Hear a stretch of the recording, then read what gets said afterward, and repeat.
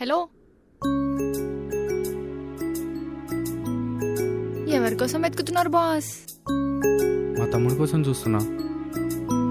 అచ్చా, మీరు కనిపించేంత సైలెంట్ ఏం కాదు బాస్. అంటే అసలు మీరు ఏం మాట్లాడుతున్నా నాకేం అర్థం కావట్లే.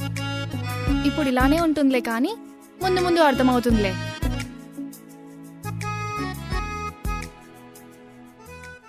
అక్క నేను ఒకటి అడుగుతా, చెప్తావా? ముందు నువ్వు అడుగు, చెప్తానో లేదో చెప్తా. అక్క నీ దృష్టిలో లవ్ అంటే ఏంటి? ఇప్పుడు ఆ డౌట్ ఎందుకు వచ్చింది నీకు? చెప్పొచ్చు కదక్కా. నువ్వు చెప్పు, నీ దృష్టిలో లవ్ అంటే ఏంటి? మనల్ని నిజంగా ప్రేమిస్తే మన మనసులో ఏమనుకుంటున్నామో మనం చెప్పకుండానే అవతల వాళ్ళకి తెలిసిపోతుంది.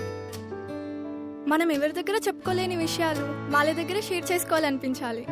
వాళ్ళ గురించి మనకి, మన గురించి వాళ్ళకి తెలియని విషయాలంటూ అస్సలు ఉండకూడదు.